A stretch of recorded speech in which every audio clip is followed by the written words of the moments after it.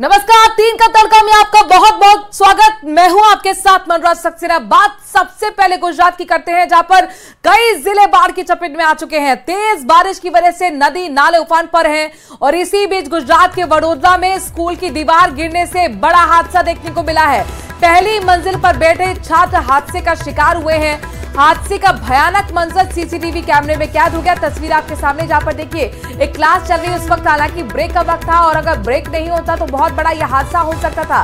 ये कई मंजिल की बिल्डिंग है, ये स्कूल है जो कि ट्रस्ट के जरिए चलाया जाता है।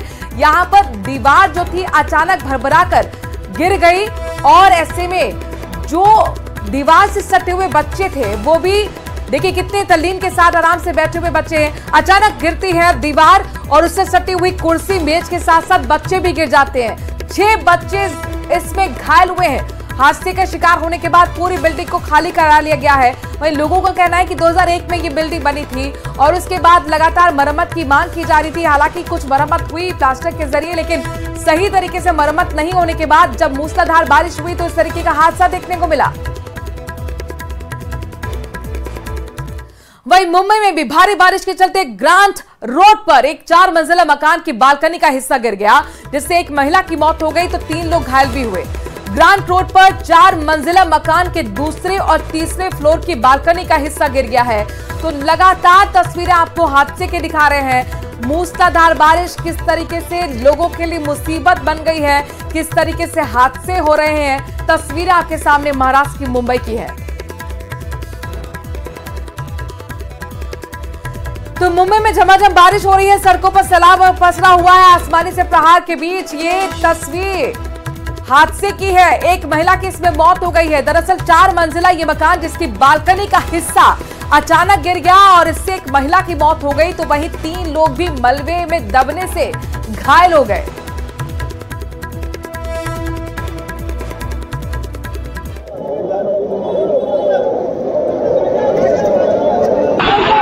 रोड पर 4 मंजिला ये मकान है, जहां पर देख सकते हैं तीसरे मंजिल की जो बालकनी थी वो अचानक भरभराकर गिर गई। एक महिला उसके साथ ही नीचे गिरी, उसको गंभीर चोटें आई और जब तक उसे हॉस्पिटल ले जाया गया उसकी मौत हो गई। तो वहीं मलबे में 3 लोगों को भी निकालने का काम किया गया है।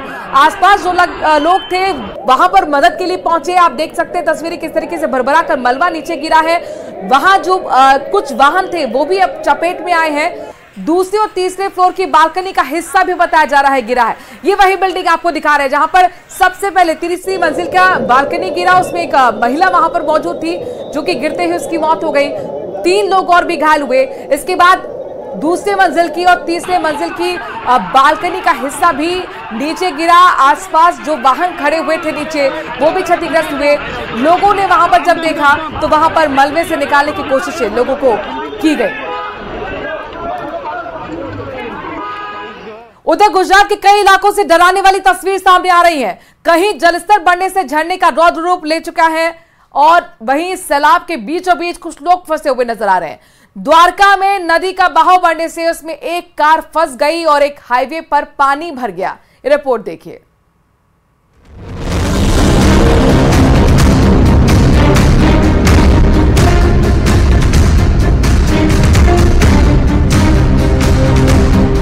गुजरात में बाढ़ बारिश का रौद्र रूप।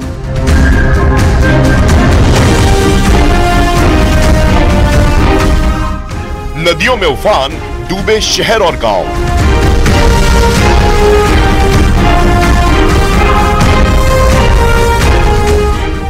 आसमानी प्रहार से मच गया हाहाकार।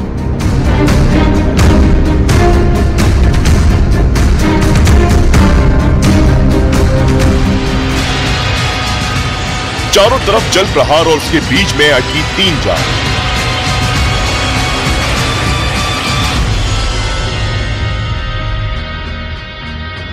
बारिश और बाढ़ का रौद्र रूप क्या होता है, इन तस्वीरों को देखकर अंदाजा लगा लीजिए। एक दूसरे का हाथ पकड़े ये तीनों युवक मौत से जिंदगी की जंग लड़ते दिखाई दिए। गुजरात के कच्छ के मशहूर पारधुना झरने पर घूमने गए ये तीनों युवक अचानक से सैलाब की चपेट में आ गए। काफी देर तक एक पेड़ की टहनी इन तीनों युवकों की जान बचाने का जरिया बनी और लहरों से जंग लड़ने का ये सिलसिला करीब 3 घंटे तक चलता रहा। इस दौरान चीख पुकार सुन आसपास मौजूद ग्रामीण मदद के लिए दौड़ पड़े। झरने के पानी का बहाव इतना तेज था कि किसी की भी उसमें उतरने की हिम्मत नहीं हुई। उसके बाद कहीं से रस्सी का इंतजाम किया गया। फिर शुरू हुआ बचाव अभियान। काफी देर तक की मशक्कत के बाद रस्सी के सहारे इन तीनों युवकों को बचा लिया गया।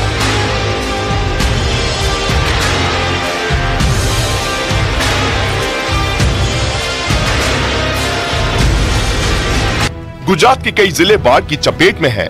द्वारका में तेज बारिश की वजह से नदी नाले उफान पर हैं। द्वारका के भाटिया से एक हैरान करने वाली तस्वीर सामने आई। वहां पानी के तेज बहाव में एक कार फंस गई, जिसके बाद शुरू हुआ उस कार में सवार लोगों को बचाने का अभियान। मौके पर एनडीआरएफ के कई जवान रस्सी लेकर लहरों से जंग लड़ते कूद पड़े और काफी संघर्ष के बाद कार में सवार दोनों युवकों को बचा लिया गया।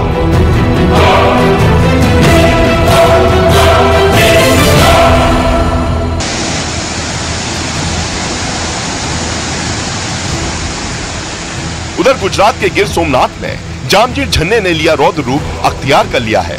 लहरों के इस प्रचंड रूप को देखकर आसपास के लोग सहम गए। लहरों का वेग इतना तेज था कि मानो सब कुछ बहा ले जाने पर आमादा हो। गिर सोमनाथ में कोटीनाथ तालुका गिरगढ़िया तालुका की सीमा पर सिंगोड़ा नदी पर मौजूद इस झरने के तेज बहाव को देखने आसपास के लोग भी पहुंचे, जो किसी खतरे से कम नहीं।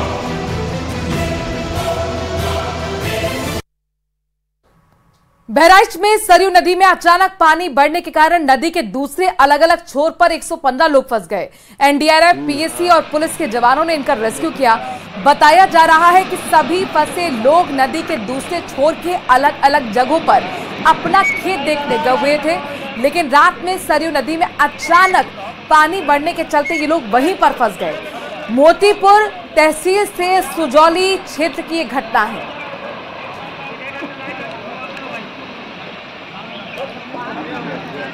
उधर पहाड़ों पर हो रही लगातार बारिश के चलते नेपाल की नदियों ने लखीमपुर खीरी में कहर बरपा रखा है।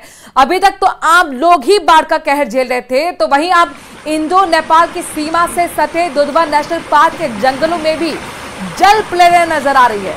नेपाल की मुहाना नदी का पानी शारदा और घाघरा में बहकर खतरे के निशान को पार कर रहा है। वहीं सुहेली नदी का पानी दुधवा नेशनल पार्क के जंगलों में बेजुबानों को लगातार अपनी चपेट में ले रहा है। खतरा बना हुआ है। दुधवा टाइगर रिजर्व का बड़ा हिस्सा पानी में डूबा हुआ है और इसको लेकर कई जानवर ऊंचे स्थानों पर पलायन कर रहे हैं। सबसे बड़ा खतरा उन जानवरों को है जो बिल में रहते हैं। पार्क प्रशासन ने हाथियों से जंगल की पेट्रोलिंग करना चालू कर दिया है।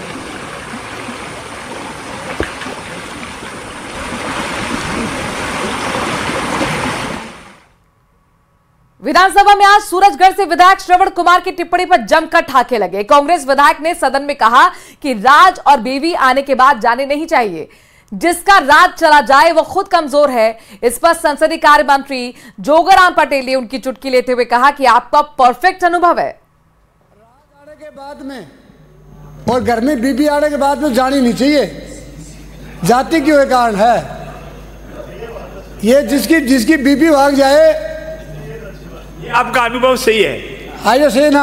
हाँ। जिसकी बीबी भाग जाए वो ये समझो कि खुद कमजोर है, और जिसका राज आए असरा जाए वो खुद कमजोर है। ये आपका अनुभव परफेक्ट है। मैं ये थोड़ी कह रहा हूँ इधर से क्यों कह रहा हूँ। अनुभव की बात है, आपका अनुभव सही है। मेरे को देखते देखते उस विधानसभा में था, इसमें भी हूँ, देखते देखते यही है, एक बार तुम एक बार हम। ये नहीं होना चाहिए। राज करके दिखाओ तो राज 15-20 साल लोगों को लगे कि राज कौन कर रहा है, राज कैसे चल रहा है। अब लेफ्ट हैंड की गाड़ियां पहले थी, अब राइट हैंड की गाड़ियां आ गई। बात तो वही हुई ना, गाड़ी तो वही है। संभालेंगे, इसलिए संभाल करो।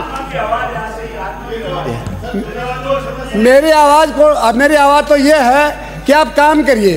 राजस्थान की जनता को लगना चाहिए कि राज बदला है।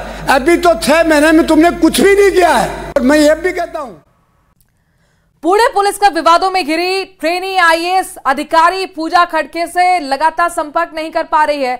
पुणे पुलिस लगातार उन्हें संपर्क करने की कोशिश कर रही है, लेकिन उसका मोबाइल फोन स्विच ऑफ है। पुलिस ने पूजा खेड़कर को आज सुबह 11 बजे पुलिस कमिश्नर के दफ्तर बुलाया था, मगर वो अब तक नहीं पहुंची है। पूजा खेड़कर ने 15 जुलाई को पुणे के जिलाधिकारी सुहास दिवसे पर उन्हें परेशान करने का आरोप लगाया था। उनके खिलाफ पुलिस ने शिकायत की थी, मगर पुलिस के 2 नोटिस के बावजूद पूजा ने इस मामले में अपना बयान दर्ज नहीं करवाया। पुलिस ने आज उन्हें बयान दर्ज करवाने के लिए बुलाया, मगर वो अब तक नहीं पहुंचे।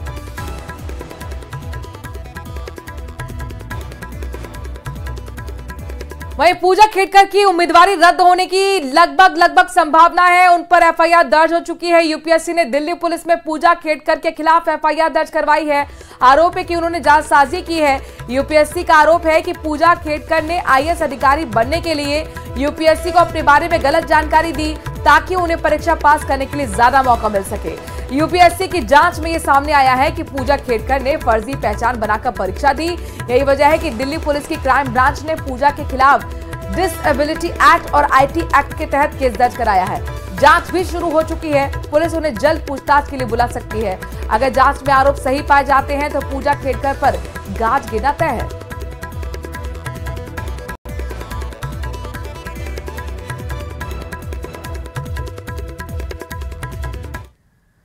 और अब आपको बांग्लादेश के हालात दिखाते हैं, जहां पर लगातार बिगड़े हालात के बीच 245 भारतीय बॉर्डर क्रॉसिंग के जरिए भारत लौट आए हैं। इनमें से 125 छात्र बताए जा रहे हैं। इसके साथ ही भारतीय उच्चायोग ने 13 नेपाली छात्रों को भी बांग्लादेश से निकाला है। सभी बॉर्डर क्रॉसिंग के जरिए भारत पहुंच गए हैं। भारत लौटे लोगों ने बताया कि इंडियन एम्बेसी से उन्हें मैसेज आया था कि बांग्लादेश में हालात बिगड़ रहे हैं और अगर आप वापस घर आना चाहें तो आप आ सकते हैं।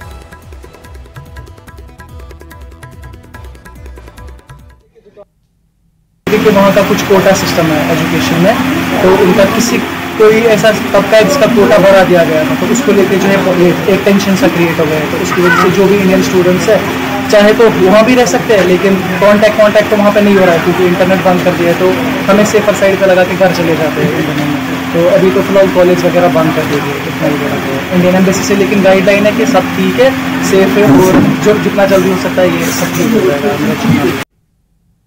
गोवा के समंदर में आज बड़ा हादसा हो गया। यहां पर एक कंटेनर जहाज में भीषण आग लग गई।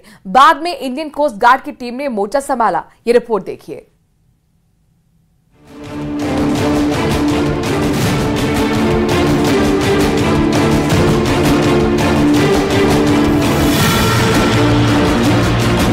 गोवा के समंदर में आग की लपटें जिसने भी देखी उसके मन में खौफ भर गया। आग का दायरा बढ़ता जा रहा था, जिसे कई किलोमीटर दूरी से भी देखा जा सकता था।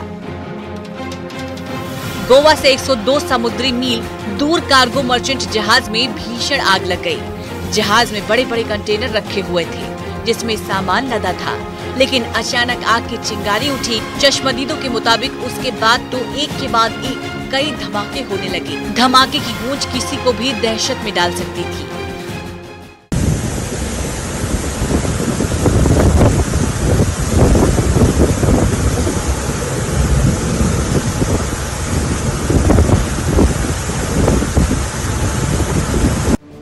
आग ने कई कंटेनरों को अपनी चपेट में ले लिया। कंटेनर में आग लगने से काला काला धुआं आसमान तक फैल गया।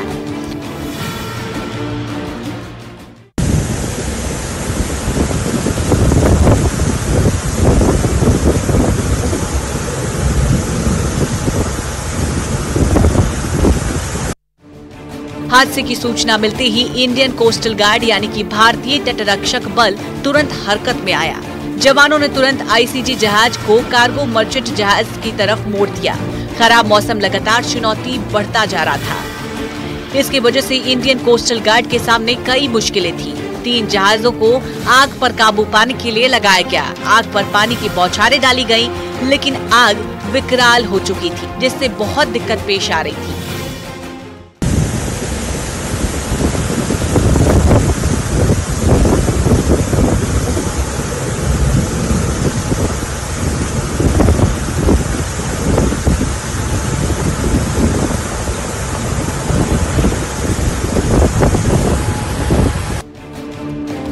आईसीजी डोनियर विमान से हवाई निगरानी भी की गई। शुक्रवार की शाम समुद्र में कार्गो शिप में आग लग गई थी। ये भी कहा जा रहा है कि शिप का एक क्रू मेंबर लापता है। कंटेनर जहाज एक मालवाहक जहाज होता है जिसमें बड़े बड़े कंटेनरों में सामान रखा जाता है और ये सामान समुद्र के रास्ते दूसरे देशों तक पहुंचता है। कहा जा रहा है कि शिप गुजरात के मुंद्रा बंदरगाह से श्रीलंका की राजधानी कोलंबो जा रहा था। Bureau report, news 18। यूपी के डिप्टी सीएम ब्रजेश पाठक ने नेटवर्क 18 के प्रोजेक्ट वन ट्री मुहिम का समर्थन किया है। उन्होंने कहा कि जिस ढंग से जंगल और पेड़ काटे गए हैं, उसकी भरपाई करने और पर्यावरण को बेहतर बनाने के लिए और भी ज्यादा पौधे लगाने की जरूरत है। उन्होंने लोगों से नेटवर्क 18 की इस खास मुहिम से जुड़ने की अपील की है। जब तक हमें पेड़ों की संख्या आवश्यकता के अनुरूप नहीं होगी, जिस ढंग से जंगल कटे हैं, जिस ढंग से मानव समाज ने विस्तार किया है, जिस ढंग से सड़कें बनी हैं, हम कह सकते हैं कि पेड़ों की संख्या लगातार कम हुई है। और उतनी बड़ी संख्या में पेड़ हम अभी लगा तो पाए हैं, लेकिन उन्हें जीवित रखने में पूरी तरह से सफल नहीं हो पा रहे। अब धीरे धीरे जिस ढंग से हम प्रगति कर रहे हैं अपने पर्यावरण के प्रति, हमने दूरी बना ली है। मैं प्रदेशवासियों से अपील करता हूँ कि न्यूज़ 18 की मुहिम से जुड़ करके 1113 को सफल बनाएं।